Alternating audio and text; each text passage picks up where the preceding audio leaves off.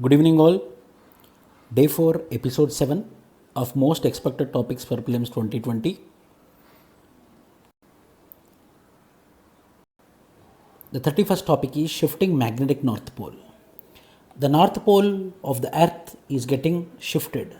So, the shift in magnetic North Pole. British Geological Survey has reported that Earth's magnetic North Pole is moving from its current position in Canada towards Siberia. You know that where is the Siberia is, towards Russia. The shift is causing geophysicists to reconsider the world magnetic model, which is used for navigation purposes. The world magnetic model is a standard model of the core and large scale crustal magnetic field.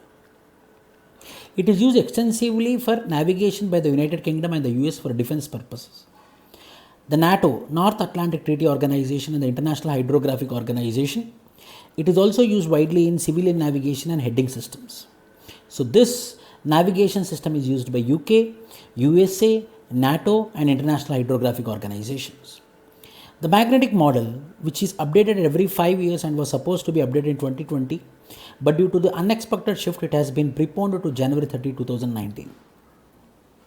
Scientists think that reason for such shift is geomagnetic pulses beneath South America and the high-speed jet of liquid iron beneath Canada. So what you need to understand, prelims point of view, what is important means, so now the magnetic North Pole of the Earth is moving from Canada towards Siberia. What is geographical poles and what is just magnetic poles? The Earth rotates on the geographic north and south poles. The geographic north and south poles are where lines of longitude converge in the north. The south and north pole are directly opposite to one another. There is geographic poles. Whereas magnetic north pole, the Earth acts as one big magnet. The Earth consists of a solid iron core. Surrounding the iron core is an ocean of hot liquid metal. The liquid metal that flows in Earth's core creates electrical currents, which in turn creates our magnetic field. The magnetic North Pole, also known as North Dipole, is a point on Ellesmere Island in North Canada, where the northern lines of attraction enter the Earth. This means that the compass needle point to the magnetic North Pole, which is different from the geographic North Pole. So, prelims point of view, what you need to understand. So, there is a geographical poles north and south, whereas magnetic poles are different. Now, there is a movement of magnetic North Pole. There is a movement of magnetic poles from Canada to Siberia region. Motion of tanks, everyone know that. Recently, a debate on motion of tanks to the President's address was held in Lok Sabha. President's address, Article 87 provides for the special address by the President. The article provides that at the commencement of the first session after each general election to the House of People and the commencement of the first session of each year, the President shall address both Houses of Parliament assembled together and inform Parliament to the cause of its summons. So mainly after general election to the House of People and at the commencement of the first session of each year, there will be a joint session. Both houses joint session will be held. Such an address is called a special address. No other business is transacted till the President has addressed both Houses of Parliament assembled together. This address has to be both House of Parliament assembled together. So motion of thanks the President will be giving at the beginning of the year as well as after general elections. At the general elections also, immediately after the general elections, there will be a joint session which is called as motion of thanks. At the time of commencement of the first session of the year, Lok Sabha is not in existence and has been dissolved, and Rajya Sabha has to meet, and Rajya Sabha can have its session without the President's address. So this is one condition. If at the time of commencement of the first session of the year, if Lok Sabha is not in existence, has been dissolved, and Rajya Sabha has to meet, and Rajya Sabha can have its session without the President address. So if there is no Lok Sabha at the beginning of the year, if elections are going on, still the Rajya Sabha can continue its session. Prelims point of view, this statement is important. In 1977, during the dissolution of Lok Sabha, Rajya Sabha had its session on 28th February 1977 without the President address because of the absence of Lok Sabha. That means sometimes if there is absence of Lok Sabha, Rajya Sabha can continue without the President's address in the beginning of the year. Content of the President of Address. The President's address is a statement of policy of the government and such is drafted by the government. That means he is going to read which is written by the Council of Ministers, headed by the Prime Minister. The address contains a review of various activities and achievements of the government during the previous year and sets out the policies, projects and programs which government of the day wishes to pursue with regard to the important national and international issues. The address also indicates in broad terms items of legislative business which are proposed to be brought during the sessions to be held in that year. So, what are all the government issues, what are all the government priorities will be taken care by this President's address. So, here this is very important for prelims. So, at the beginning of the year there will be presidential address. After the presidential address there will be Lok Sabha and Rajya Sabha meetings will be going on. But if Lok Sabha is dissolved, without the presidential address also the Rajya Sabha can run its business. The next topic is ban on single-use plastics. Everyone know that. The Union government, in a bid to free India of single-use plastics by 2022, has laid out a multi-ministerial plan to discourage the use of single-use plastics across the country. The nationwide ban on plastic bags, cups, plates, small bottles, straws and certain types of sachets is set to begin from October 2 to eliminate single-use plastics from cities and villages that rank among the world's most populated. The ban will be comprehensive and will cover every sector from manufacturing to the usage and import of such items. The nodal ministry for the scheme, this is very important. Everyone will think that it is Ministry of Chemicals and Fertilizers, not chemicals. Why? Because the plastics is made by the chemicals. The nodal ministry is Ministry of Environment, Forest and Climate Change, ensured with task of enforcing the ban on climate, single-use plastics and finalizing pending policy for extended producer responsibility. A policy approach under which producers are given a significant responsibility financially and or physically for the treatment or disposal of post-consumer products for milk products. World Environment Day 2018, the world leaders vowed to be plastic-free, pollution and eliminate its use completely. Ban plastic pollution and eliminate its use completely. Single-use plastics. What is this single-use plastics?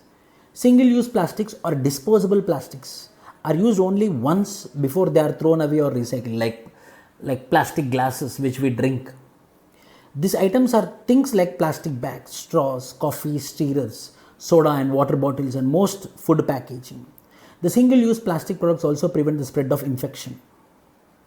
Instruments such as syringes, applicators, drug tests, bandages and wraps are often made to be disposable.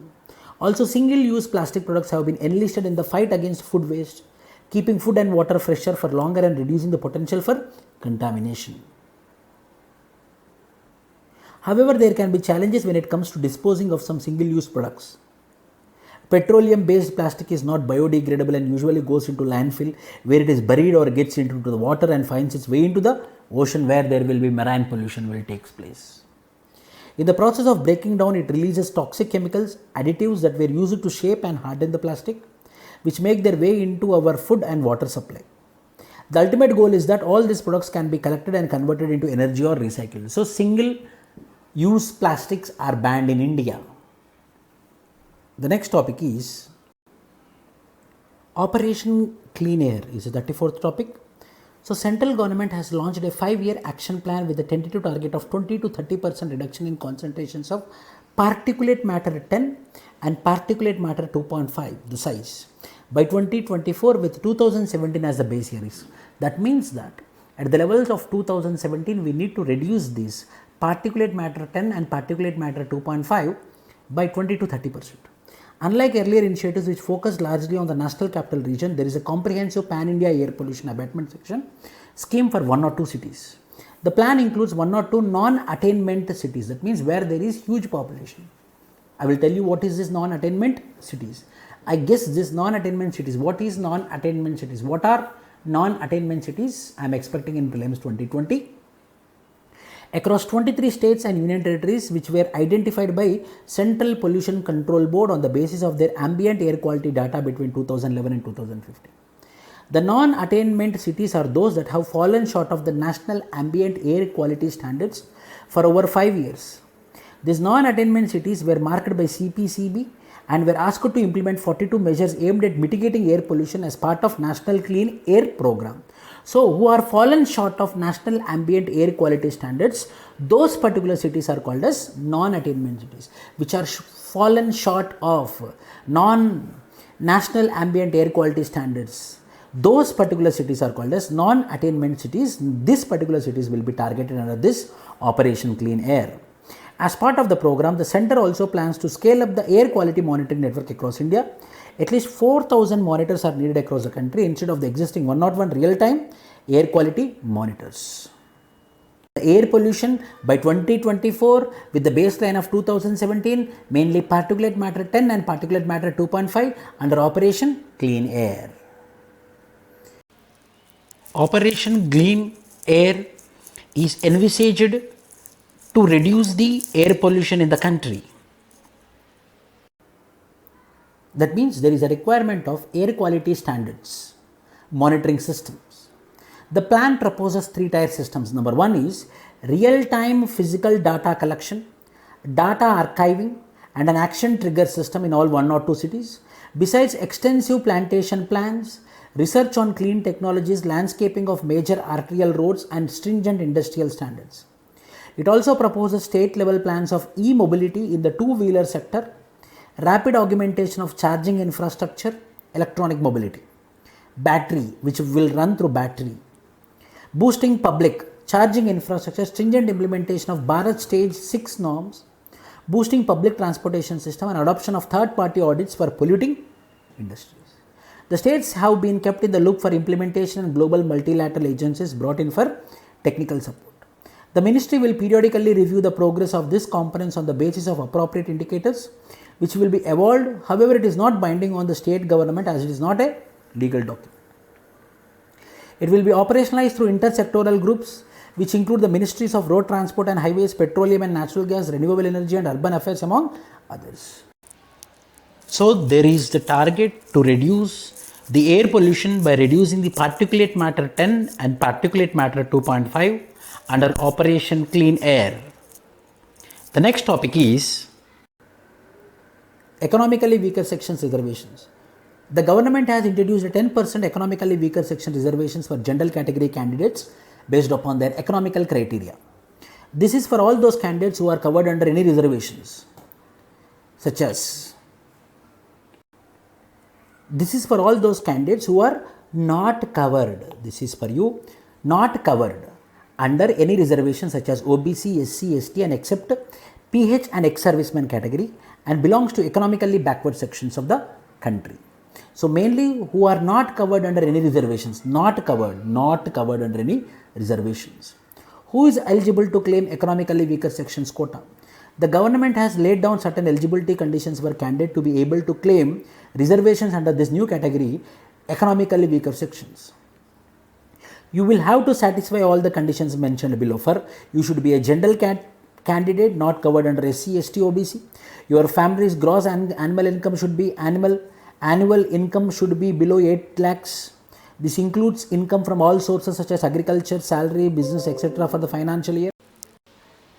Prior to the exam which you apply, this EWS criteria are there which you need to satisfy.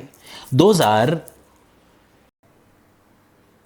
your family should not own agricultural land of size 5 acres or more. Your family should not own a residential flat of area 1000 square feet or more. Your family should not own a residential plot of area 100 square yards or more. Your family should not own a residential plot of area 200 square yards or more. These criteria you need to remember. Thank you. These are the 5 topics of morning session. I will be meeting in the evening session with another 5 topics. Thank you.